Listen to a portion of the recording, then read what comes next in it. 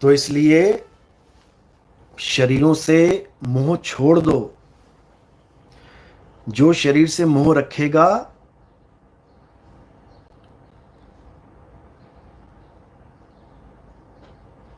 वो मरेगा।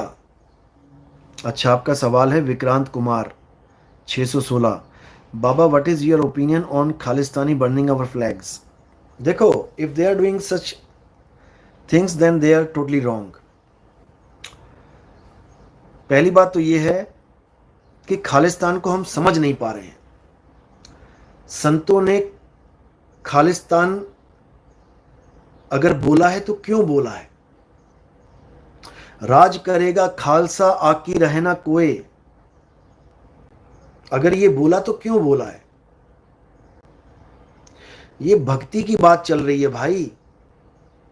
राज करेगा खालसा, कौन राज करता है? जो सिंहासन पे बैठता है वो राज करता है। अब कौन सा सिंहासन है, कहां बैठना है? दिल्ली में बैठोगे क्या? महाराजा रंजीत सिंह, अजीत सिंह बैठे सिंहासन पे, बैठे थे, उसके बाद फिर खाली हो गया सिंहासन। तो ऐसा सिंहासन थोड़ी नहीं चाहिए कि कोई बैठे तो भरा है और खाली हो जाए तो छूट जाए तो खाली हो जाए। ऐसे सिंहासन की बात नहीं चल रही है कि खालिस्तान बना के हम गद्दी पे बैठ जाएंगे, हमारा अलग देश हो जाएगा। इस देश की बात नहीं चल रही है। ये तो काल का देश है, रहना नहीं देश बेगाना है। ये तो काल की नगरी है, इसमें क्या तुम बनाओगे खालिस्तान? असली देश है हमारा सचखंड, जिसको सतलोक बोला गया है, जिसको सत्य स्वरूप बोला गया है। लोक अलोक शब्द है भाई, जिन जाना तिन संशय जाई।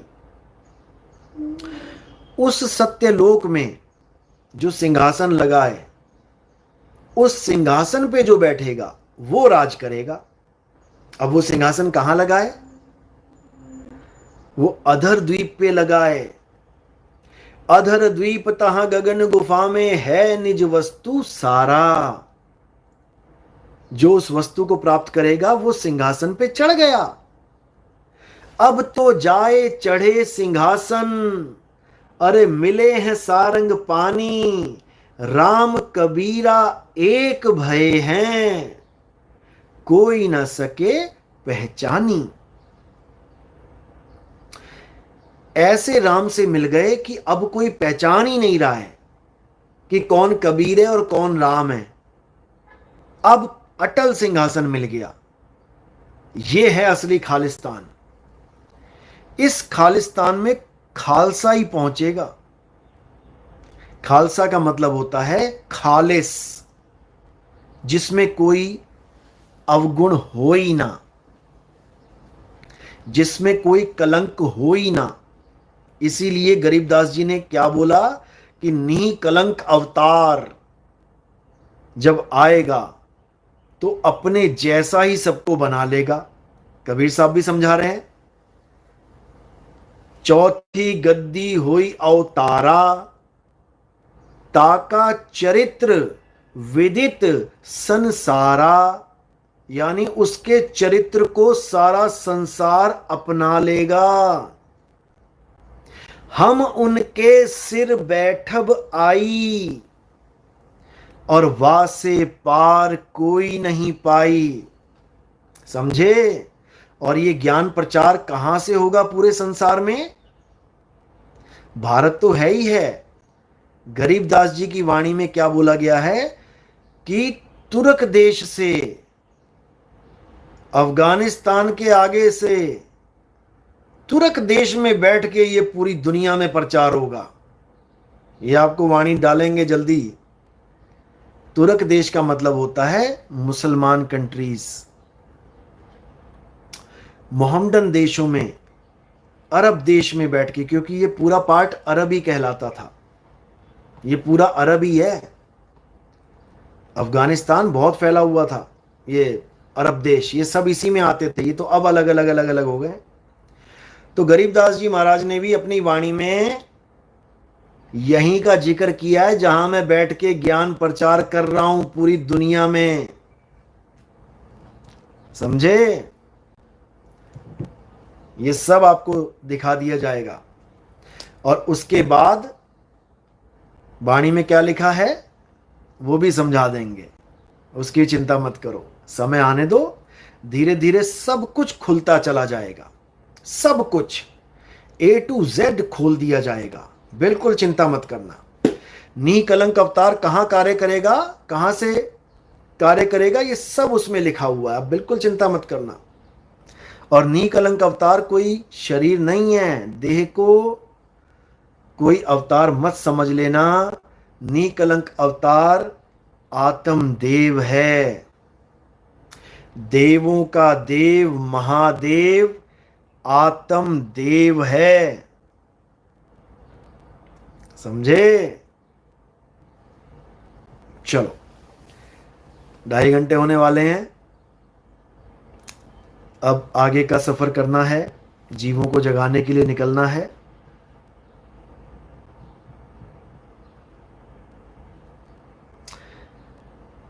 सुपारी खाते हो तो सुपारी बिल्कुल छोड़ो इसको, इसकी जगह लौंग इलायची डाल लो मुंह में। सुपारी नहीं खानी चाहिए, ज्यादा नुकसान करती है।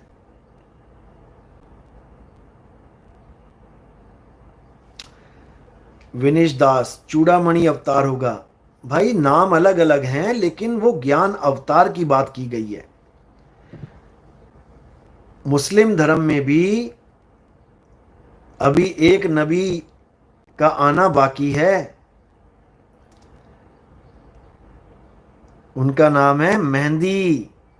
अब मेहंदी क्यों नाम रखा गया है पता है? क्योंकि मेहंदी जहां लग जाती है अपनी छाप छोड़ देती है।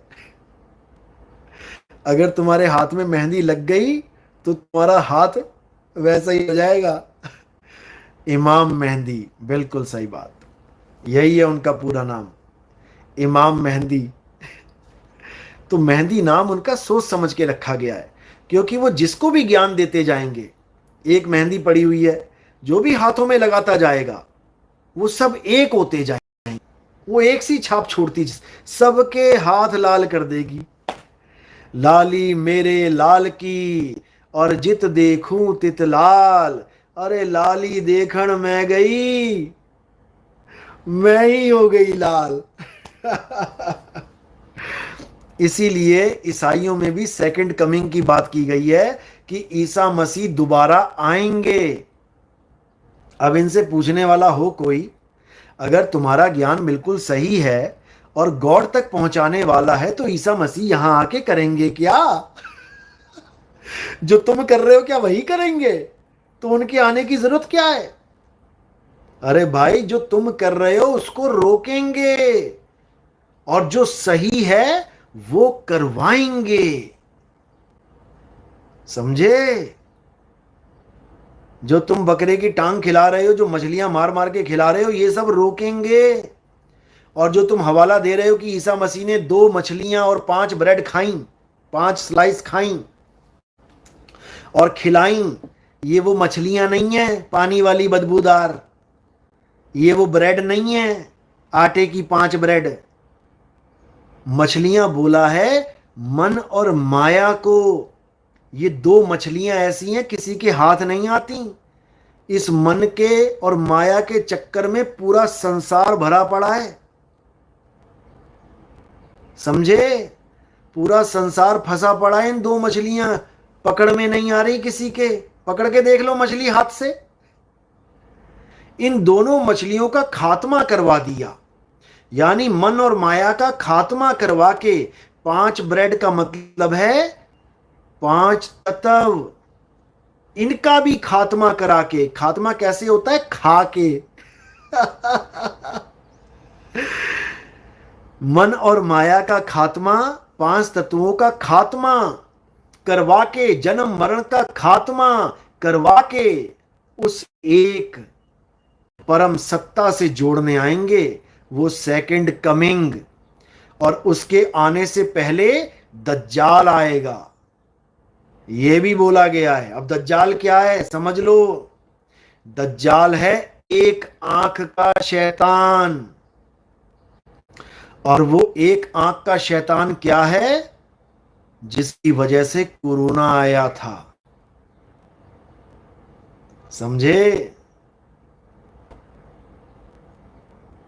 एक आंख का शैतान क्या है? ये आने वाले सत्संगों में समझा दिया जाएगा। अच्छे से समझना है, अच्छे से। चलो, आज का सत्संग यही समाप्त करते हैं और अब कल मिलेंगे। साहिब बंदगी सतनाम।